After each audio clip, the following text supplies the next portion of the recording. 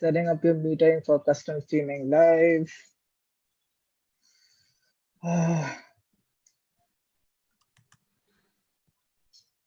Nothing can beat the going live feeling. I know, right? It's amazing. Seriously, I mean, you can simulate it, but then nothing quite beats the feeling. Are we live yet? Oh yeah, we are live. And it's there on Oh, YouTube okay. as well. Are we live on YouTube? Yeah.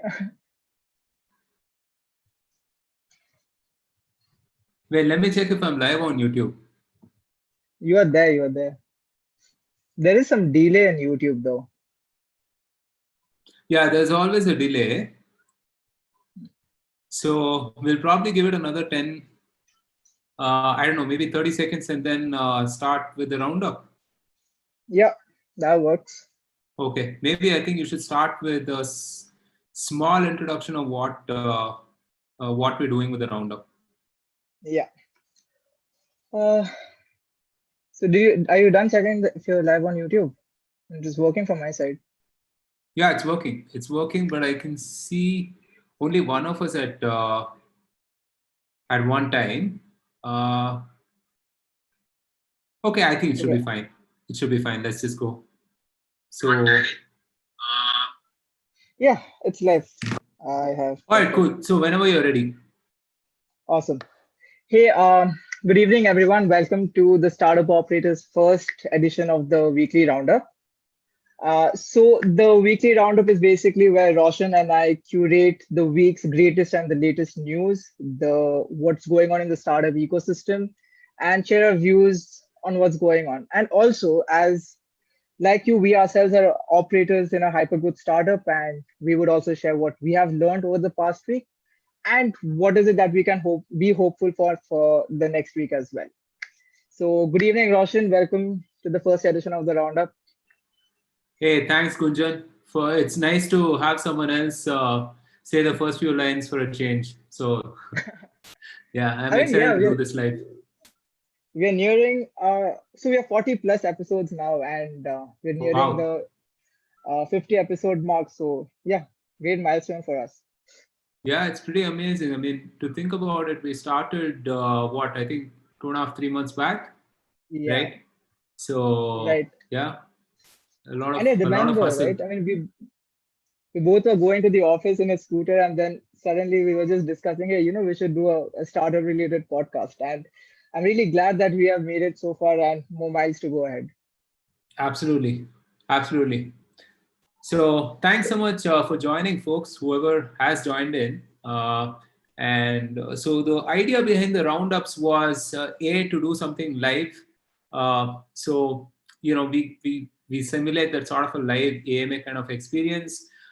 B, maybe encapsulate all news, views, and certain articles that we've read over the week, and things to that effect. So yeah, I mean, this is an experiment. Let's see how it works out. Awesome. Roshan, let's start this roundup with the episode we released in fact, this week, right, with Vargab Bakshi. Hmm. Vargab leads the Shopify India platform. It is also India's first Shopify employee, right? Yeah. And within this episode, with your conversation with Vargab, the discussion was focused more on the roots, right, from where you come from. And Vargab explained his story from working at Google to working with the biggest names in the industry and his journey with Shopify India.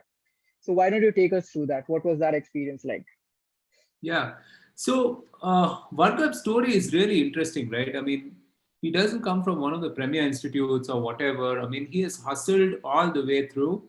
And that's something that I really, really admire. Someone who has opened doors himself. I found his journey getting to Shopify equally sort of inspiring, right? Not just what he's done after that. Um, we've been working remotely for the last 5 months, and sometimes it's a very lonely experience as well. But imagine being the only international employee, right? Uh, there's literally nobody in your time zone. So forget about people in your office. There's no one even working the same time zone, right? It's a heck of a challenge, and the thing I appreciate about him is the fact that he has been able to do that 0 to 1 journey at Shopify, right? And that 0 to 1 journey is especially profound because it's not just that people didn't know what Shopify was in 2013 or 14. E-commerce itself was a new thing in 2013 or 14, right? Right. So yeah, I mean, so he's not just building that brand from scratch. He's building that category from scratch, right? So which is a fantastic thing. That is the first thing, the 0 to 1 journey. The second I appreciate is the fact that I mean, he has set up Shopify for scale, right? I mean that he has developed an ecosystem, and he has not just like, gotten a few clients or whatever, which he has as well, right? Now that is amazing because it's a sort of a 1 to n kind of an activity, which builds a huge amount of leverage for any team, right? And finally, the thing that I really appreciate as well is the fact that he's done the journey afterwards, right? I mean, it's very common to notice people who do 2 years or 3 year stints and take the startup from a 0 to 1 journey, but then start to lose relevance in the journey afterwards, right? Whether it's the 1 to 10 or 10 to 100 journeys, whichever way you look at it, right? But then he's been there all the way, I mean. So when he joined Shopify, I think it was valued at maybe around 3 billion, and it's it's valued at 125 billion right now, right? Right. He was telling me that when he joined, I mean, they had I think about 300 or 400 employees, maybe more. Now they have about 7,000 employees across the world. So the Shopify story itself has been amazing, and it was an amazing opportunity to talk to someone who's been closely associated with that story. Yeah. Right. No, that I completely agree with your points, right? And one of the biggest takeaway for me was the story of his hustle. So directly out of college, he was working with Google in the Hyderabad campus, and since then he had his eyes set on Shopify, right? He was following the Shopify story, and he Yeah. used to be writing, as you mentioned in the podcast as well. He used to be writing to the CEO of Shopify, saying how he admires the whole growth story that the company is experiencing, and maybe through those emails he got a job with Singtel, right, in Singtel, Singapore. yeah. And Singtel, I think, yeah, was the partner company that was onboarding merchants onto Shopify. He worked with them, and then I think he moved to Shopify after that. right. And also so Varga's initial role with Shopify, at least in India, was building out the ecosystem, right? So what I want to talk to you about next is, what do you think of the whole ecosystem that merchants nowadays, or platform businesses nowadays, are building out? So what are your views on that? Yeah, it's a very interesting idea, concept, and something that a lot of startups are thinking of pretty early nowadays, right? I mean, if you look at large businesses, I mean, typically ecosystem or platform plays are associated with large businesses. Whether you think of Google or Microsoft or so on and so forth. But then, I mean, and if you remember, we spoke to Nikhil of Setu, and he Mhm. mentioned this as well, to have sort of an API approach to building things out, right? An ecosystem Right. approach to building things out right from the start. I think it's certainly intriguing. I think it's setting yourself up for scale. I don't underestimate the complexity involved in managing different stakeholders, managing different people's priorities and stuff like that. But hey, I mean, if you're able to do it, then this is a high leverage activity, and this is one of those things that can give you a lot of momentum once you set it up, right? Look at the Shopify ecosystem, for example. I mean, Shopify has everyone from photographers to merchants to web developers, marketing agencies, you name it, right? They work Right. with all of these people, and they make them all successful, and what happens with an ecosystem play, a platform play, once that virtual cycle is it's set up, I mean, it's sort of a self-fulfilling thing, right? It's a Absolutely. bit Yeah. of a chicken egg situation, and everybody finds a reason to kind of engage in your platform and use your product and so on and so forth, right? So yeah, that's a phenomenal thing, and I think going forward, a lot of companies will start thinking about an ecosystem first approach. Yeah, and having an ecosystem, like focusing more on the ecosystem, right, kind of brings in that viral networking effect as well, is what I feel. That if Yeah, you set up a platform in the right yeah, way and you get your maybe the first 5 or 10 partners right, then they will bring you the next set of 50 partners, right? Something again which absolutely, absolutely. again Yeah, so again this is a model like which we have seen very successfully implemented in the e-commerce platform, right? So coming in from the Amazon yeah, Big Billion Day sales and absolutely. Flipkart day sale. So recently I read an Yeah, yeah. article online.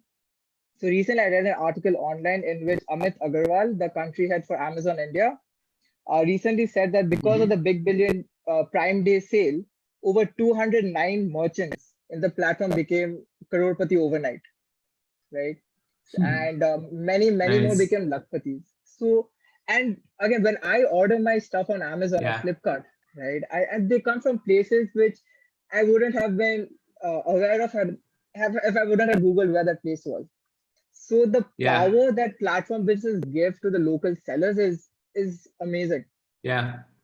It's phenomenal. Right? It's phenomenal. So I kind of think Amazon and Flipkart are running the country's largest accelerator in some sense. When Right. I look at the kind of businesses that have come out of these platforms, it's amazing. I mean, and these are people selling little innocuous things in tier two, tier three cities or whatever, and they've just been able to make bank. Uh, Mhm. so hats off to these platforms in that respect. Right. And even Yeah. with the whole So have you? COVID I have a lockdown. question for you. Sorry, I have a Yeah. question for you. Have you been Yeah. ordering a Sure. lot compulsively on Amazon now that you can't step out? Oh yes, definitely. The whole online shopping needs have gone up, right? I mean, so I was a person who should not rely too much on Grofers or Big Basket for the essentials. But with this whole pandemic situation, staying at home, I became a regular user of Big Basket, right? And and I'm sure this is a story for many people. Uh, and Big Basket, in the sense, I'm pretty sure they had to up their game, which again leads to better experiences and stuff like that, right? Yeah, So yeah, yeah, I guess many people would yeah, have adopted online shopping more during this lockdown. yeah. Absolutely. I mean, so today I kind of uh, was looking at all my expenses, and it was just a series of Amazon line items, and I had to actually tell myself that, look, for the next 5 or 6 days I think I should not probably order anything from Amazon. But yeah, I mean, it's fantastic times, really. Yeah. Seems to be They seem to be doing really well, and I think one of the things that Varga mentioned in his podcast as well is they've added more merchants in the last 12 weeks than in the last 12 months. Can you imagine that? Let's talk about Yeah. getting the timing correct. Yeah, exactly. All right. So moving on, Roshan. Like just we just now spoke about how e-commerce saw a big explosion in this lockdown, right? Another industry that has Yeah, been seeing some amazing traction during this COVID has been the edtechs, right? That's your Byju's, your Topper, yeah. your Vedantu, and all, right? So, what is your view on how the whole educational landscape in India is changing because of new age startups? Yeah, so EdTech to me has been one of those long time obvious ideas that had to come to fruition, right? I mean, so if you look at expenses in India, if you, aside from healthcare, I think education might be one of the most primary expenses for anyone here, right? And this cuts across social demographics as well, whether you're talking about a family in urban India or rural India, anywhere, right? Education is one of those expenses, and if you look at the cost to education itself, there is a lot of establishment costs and stuff like that that can be done away with technology, right? Because Right. what technology has created is it has created access to the best damn teaching sort of teaching expertise that you can avail, right? You Right. know, right from AI/ML to, let's say a language, French or Japanese or what have you. Why go to the neighborhood class if I can, if I can directly learn from the best of the best of the best, right? Which Right. is what is happening with EdTech right now. And uh, are the valuations justified? Well, I don't know. I mean, I'm a simple person. I don't know those valuations, right? But there is definitely a lot of business for the taking, if you ask me, right? And I'm particularly excited about the fact that this is a cross-border phenomena also, right? Right. Because hey, I mean, if I can teach someone in Bombay or Chennai sitting from my home in Bangalore, I can as well teach someone in San Francisco or somewhere in Europe, right? So and Absolutely. it's a matter of time, and it's only a matter of time. People are not going to be restricted by visas or some kind of artificial barriers that the government or that platforms might impose, and they will be able to teach the world, right? Something I'm really, really excited for. And do you have some updates on this, Gunjan? Oh, yeah. So recently, Byju's acquired White Hat Junior. Right. So that was the biggest highlight in the edtech space, at least for me. And it was Yeah, very interesting, right? I mean, firstly, an acquisition happening during such times, right? That in itself is like a milestone. And for a valuation yeah, of 300, yeah. $300 million, that's nothing small. Uh, what is your view? Like, how do you All think the cash, whole that buy, too. all cash that way? Absolutely, right? So what do you think? What can this acquisition lead to next for EdTech in India? So, many people have written a lot of op-eds, a lot of good op-eds on this acquisition, and I'm not going to go into any of those like a dissection of any sort.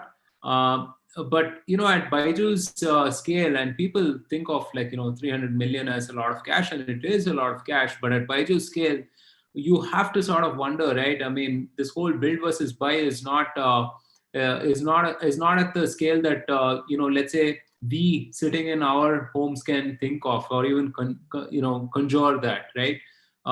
It's easy for people to say that, hey, you know what, they could have built this business, they've been in the business anyway for 7 or 8 years. Well, I mean, when you are the size of Byju's and when you're running as hard as Byju's, opportunity cost is a real thing, right? Right, So right, if they saw merit in acquiring them for 300 million, maybe they have a path to 10x of that, right? Uh, right. Coming to the business itself, I think White Hat had an enviable pool of teachers, from what I hear, They had and the 5,000. fact that, yeah, 5,000 teachers, correct? They're 5,000 all women teachers. Yeah, 5,000 teachers, and teaching coding to kids, right? Which is again, I mean, one of those things which is but obvious if you look at it, because you don't really need an engineering degree today to be able to code an application, right? Now, the purists might frown upon this and say, hey, you need to have a certain theory in data structures or algorithmic thinking, but I really do feel that application based learning is the way to go forward, right? And let kids later choose to study the principles that they want to study for learning sake, right? But yeah, I mean, why put someone through 4 years of engineering, or 6 years of pre-university and engineering to be able to code for the next startup, right? So I see this as a net positive for sure. I see this as a net positive for sure. And in light of the national education policy, I think it makes all the more sense, right? So Absolutely, yeah, yeah. so this is going to be interesting for sure. And I think schools and colleges are going to have a hard time after this for sure. Great. So I'm glad that you got the national education policy up, right? I mean, had this policy been there during our time, at least during my time or your time, two different times, it would have been really cool. I mean, see, like in school, right? Even when I was in school, I'm pretty sure when you were in school, tuitions were like a big deal, right? What you were taught in Yeah, classes, you would go back home and then attend tuition for the same thing, right? yeah, And putting this whole and this idea is still very relevant even today, students are going to learn coding in school. They're again going to come back home and sign up for additional tuitions on the same, maybe C or C++. So Byju's is going to get that comfort in your mobile device. So, Yeah. so yeah, it's really interesting how this whole story pans out in the coming months at least.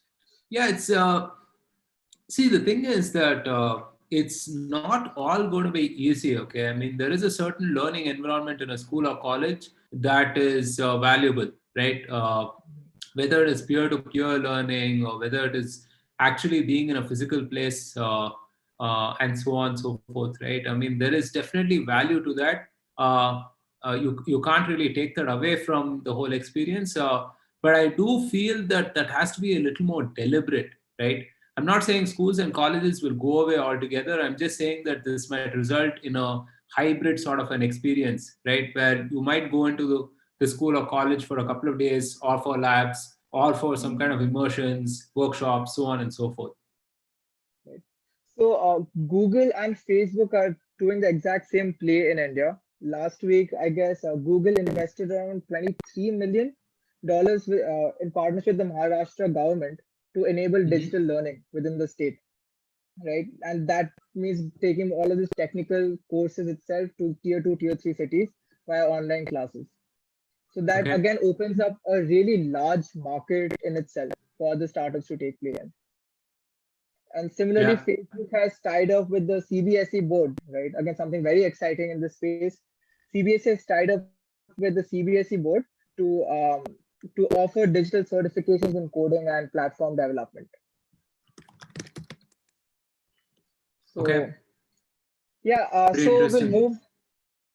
So let's move on from EdTech now. Uh, so I follow you closely on Twitter, and I have a curation of the tweets which I like the best. So I would really love it if you could take me over what was the thought process behind these. Sure. So Okay. Yeah, I mean, this is a tweet I put out sometime last week, and the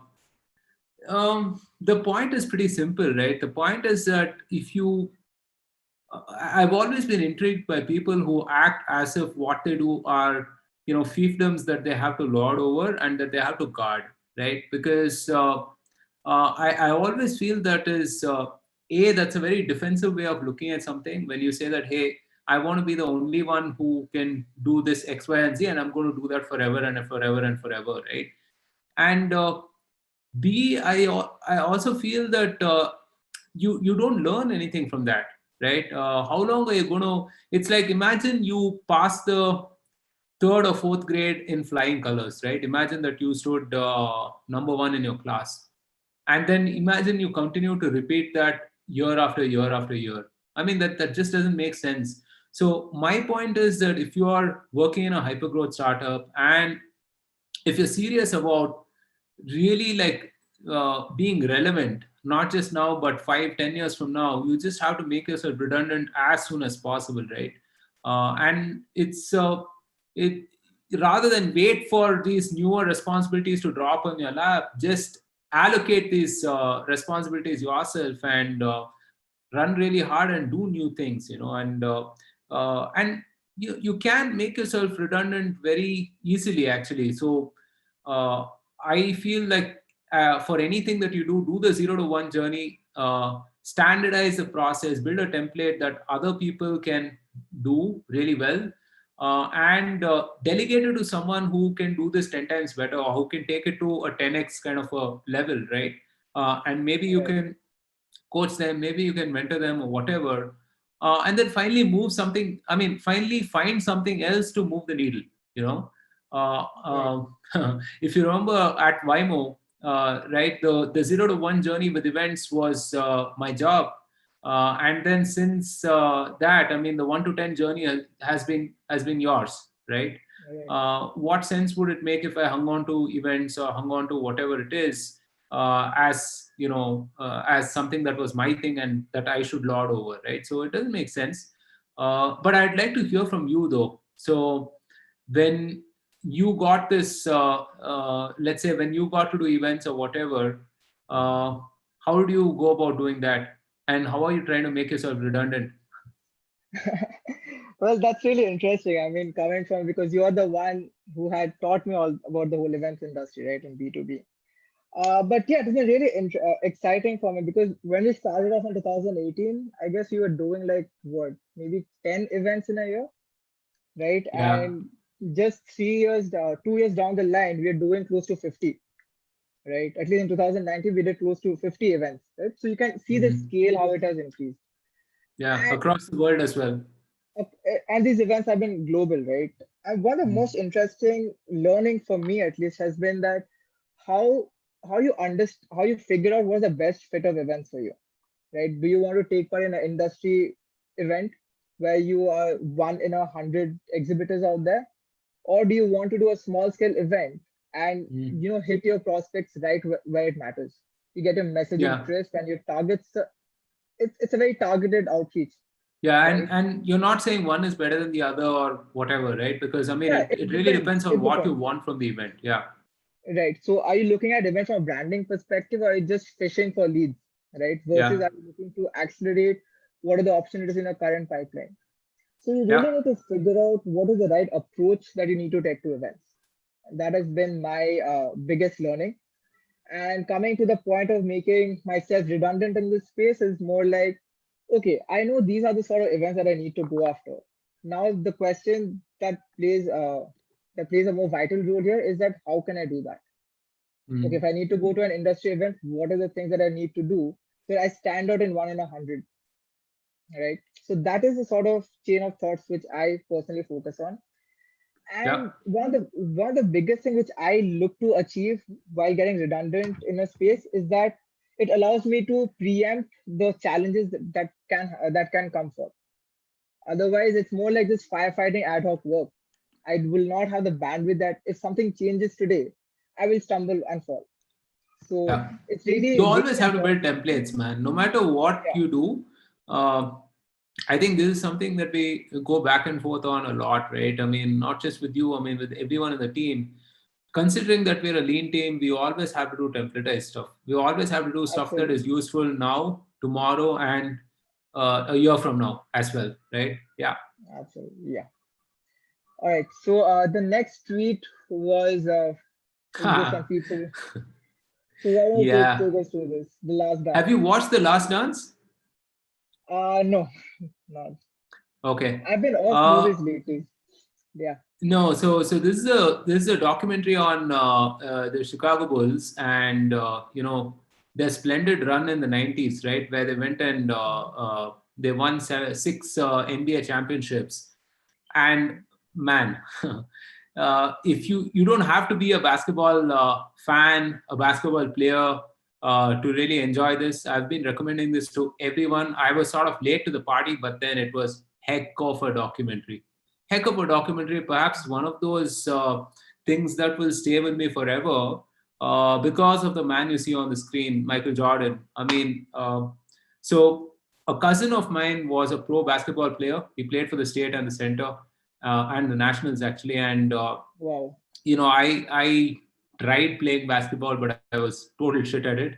But I somehow, I mean, I used to watch a lot of basketball that time. So I've followed them passively, but then watching this documentary was it brought back a lot of memories. And among the many moments from this documentary that stays with you, right? And it's right what they say. Sports is a metaphor for life itself. Was this is the final shot of the series. Okay, so this is I'm sorry I'm giving out spoilers, but I mean, hey, it's a documentary, so this is probably one of the last shots in the documentary. And they ask this guy Michael Jordan, saying that, hey, so were you thrilled to go out on a high, right? I mean, they had just won their sixth NBA championship, which is a record, right, a world record. Yeah. And he says no. And I was and I was so intrigued, right? And he says we could have gone for a seventh.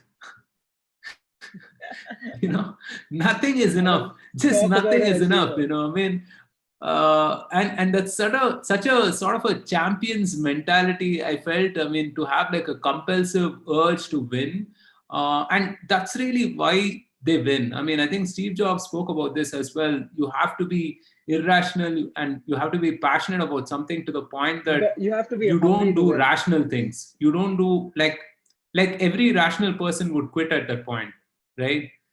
If you look at Michael Jordan's career itself, I mean, there are many points in his career where any other person would have quit. Okay. But here is a guy who has won 6 NBA championships, and he's asked if is happy, and he says that he would have liked to go for a seventh. So that's like a fantastic thing, I thought.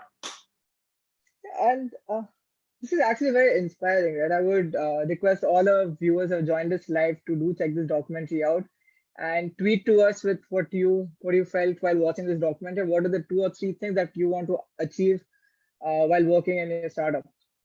Yeah, and it also gives us goals, right? I mean, every day when we go into work, we want to achieve those 2 3 things that we want to do, and somehow we just come back home and yeah, was that enough? What is the other thing which could have done more or better? So yeah, really inspiring. Moving on, the next tweet is once you realize you're not the hero but the supporting act, a lot of Uh-huh. things get better. Okay. I don't restrict this to work itself. This is one of those things that I was. So what really happens is I think about something, I think about a concept, I think about a quote or something of that sort that just comes to me for a period of time, and I try to understand how that fits into the whole scheme of things, right? And here I can think of 2 or 3 different examples, whether it's at work or in life or whatever. Uh, I don't think it's right to be stuck in some kind of a hopeless one-upmanship, where it's like a Salman Khan movie, right? I mean, he bashes up the villain, he romances the heroine, and then he's fighting for some family pride and everything, right? And plus, he's a great cook and a great dancer and a great singer also. So you don't have to be that. You can be a bystander in a very very good movie and play a very good part in that as well, right? And I think it's about the larger purpose, in some sense. I mean, when I look at my own growth at Vimo or the career or whatever it is, I mean, I've just felt it's a lot more prudent to put the company's interests first, then the team's interests next, and then my own interests. And they may not always overlap, but I feel like if you optimize for the higher goal, and as long as you have skin in the game, right? As long as you have skin in the game, if you optimize for the highest goal, then I think the rest of those pieces just fall in place. And it's the same with your friends or family or relationships or whatever it is. You can be a splendid supporting act and actually win, right? Because the point of it is to win together, and to win as a team, and not just do individual theatrics, which I realized at about 23 or 24, that individual all of that stuff hits the ceiling very very soon. Beyond 23 or 24, sorry, you have to sort of think about your team and your company, really. Right, absolutely, absolutely. So the next one was by Guru Anaerobic. A Oh, leverage bricks Guruji. and so the Yeah. tweet reads: a leveraged bricks and mortar business can go belly up almost as quickly as digital business and leave you with more debt. So why don't you elaborate on this tweet and why did you find this so interesting? I found this interesting. By the way, I mean, you have to follow Guruji, as I'd like to call him, right? He is a 50 something person living in the UK who is ripped. Okay. He is the fittest person that I have seen on Twitter. And there are a lot of fit people on Twitter, right? Beyond the fitness aspect of it, I mean, I love the way he can marry all of this into philosophy, into daily life advice, right? I think he's written a book called Gang Fit, It's available on his Twitter. Do check it out. Uh, and he tweets these this stuff which is sort of all over the place, right? I mean, he tweets about statistics, he tweets about fitness, he tweets about like culture, etc., etc. And this is particularly interesting to me because I got reminded of more than a few stories of software professionals who are sort of semi-retired in their life, like 40s or whatever, and they have this dream of, hey, I mean, owning a restaurant or a cafe or a bar, and it's like that sitcom scene, right? I mean, Right, you're behind the counter, you're just serving your friends, and it's your favorite song is playing in the background, and it's amazing. I mean, who wouldn't want that kind of a business, right? I mean, where you go and you right. serve people, keep them happy, and whatever. And man, a ton of them failed because the food business or the hospitality business is a heck of a challenging business to run. I know this because a very good friend of mine runs a couple of restaurants in Mysore, and I've gotten to watch him from very close quarters, and man, there is a lot to it than just food and drink, right? There is a Yeah, I lot mean, of it.